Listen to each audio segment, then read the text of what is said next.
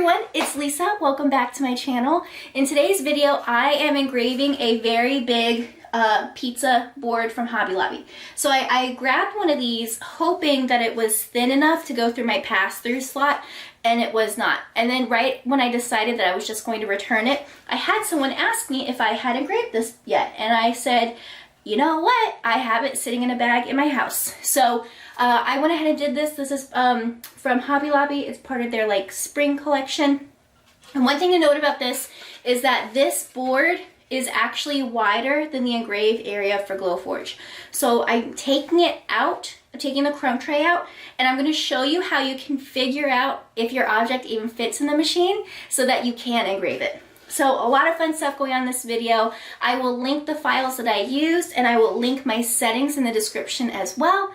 And if you're watching, please follow, please like, subscribe, follow me on Instagram. And if you want to get a Glowforge of your very own, you can use the link to save up to $500 on a new machine.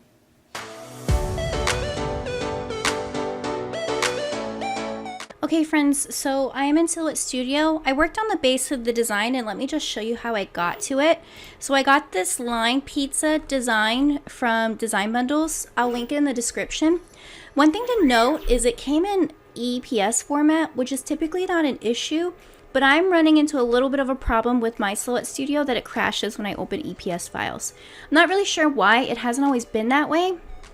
So you can either bring this into another vector program you may have, like CorelDRAW, and convert it to SVG. Or what I did is, since this is line, I just took the JPEG that comes with it and I traced the pizza that I wanted. So that was nice because these lines come in not welded. So when you bring it in as a vector, you do have to weld it. And then I tested over here my different designs or my different font. And so I landed on this one called Severland. It's like Cleveland, but not. I don't know. So I went over here and I set it up. So this is my alignment and my font. And you can see when I click on this, you don't see the font up here because I welded it. So now I'm all set to go. I'm gonna grab my entire design like this, go to File, Save Selection, save to hard drive, and you wanna save it as an SVG. Now don't forget, you need Silhouette Studio Business Edition to be able to save as an SVG. So let's do that, and I'll see you in Glowforge. All right, so here is the pizza board. This is from the spring collection at Hobby Lobby right now. So I'm gonna cut off the tag and the string. You can see spring. It's full price, $17.99, but if you shop at Hobby Lobby, you should know we never pay full price. Wait until it's the 40% off sale. And typically, like, once seasonal stuff is out like a week, it's almost always 40% off. All right, so because this is really big, we will need to remove the crumb tray. So let me just show you. If I put it in here, one, it's probably a little bit too tall and it's rocking on there a bit. So we're gonna take this out, pull out your crumb, oops, that's loud, the crumb tray. I am going to carefully lift it this way because I've been cutting a lot of rattan stuff and there are so many little pieces in my crumb tray. I need to dump it out, and preferably not on the floor of my studio. All right, so the next thing is that this board will now be too short.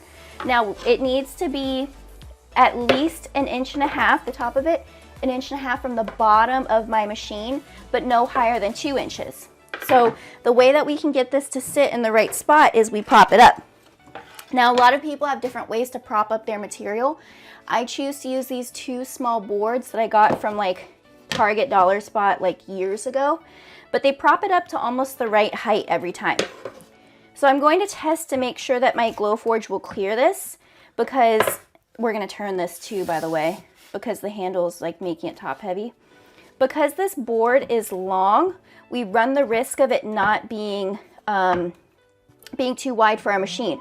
So what you want to do is make sure your machine is off. Do not do this with your machine on. Place it in there and try to slide. So I don't know if you could see, but my board slid a little bit because it was too far to this arm. Too close to this arm. So now you can see, check that out. It will clear.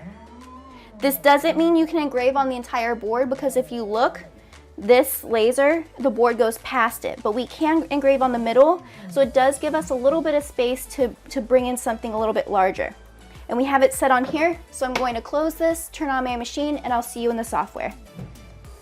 All right, so I am in Glowforge. You can see it's loading. I'm just gonna go ahead and upload it. So you can see it's processing. It does the whole, you know, put it into groups, all of that fun stuff. All right, so here's our board. So the first thing I'm going to do is I'm going to hit these 3 dots. I'm going to set the focus right to this spot. Now, because Glowforge has a fisheye lens, it's like a problem.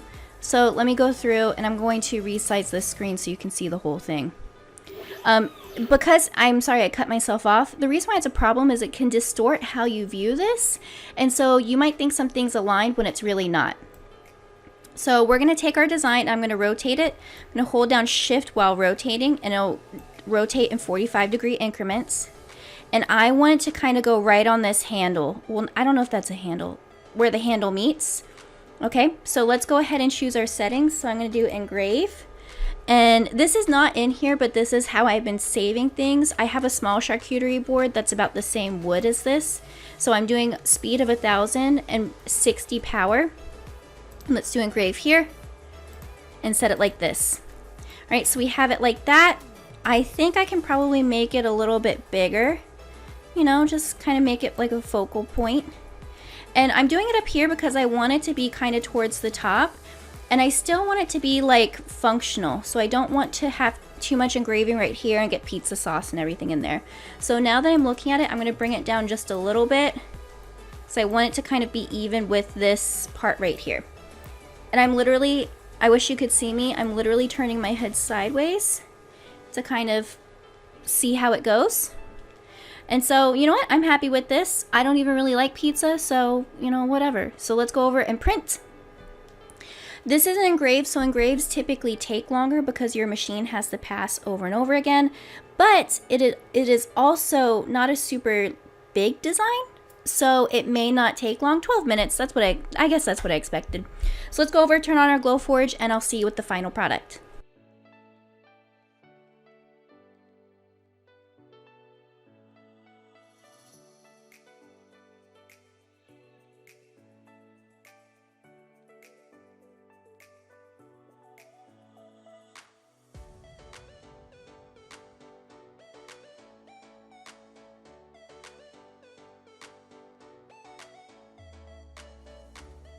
Alright guys, so here is our finished engraving. I thought it turned out really, really cute, and I like that it's just at the top here. It kind of looks like branding, and then you can still use it for pizza. Now this is food safe, it says on the tag, and this is poplar wood. You know, I've always read that, I'm not really sure how to pronounce it. But yeah, the settings that I shared, I'll put them in the description. They engraved it really beautifully. There's no charring, so all I have to do afterwards is treat it with my typical cutting board oil just to get the beautiful wood grain out and just to smooth it out. So if you like this video, please go ahead and like it. If you're not following me on Instagram, please join me on Instagram. I do a lot of behind the scenes stuff there. And if you're watching this and you're ready to commit and get a Glowforge of your own, you can use the link in the description to save up to $500 on a new machine.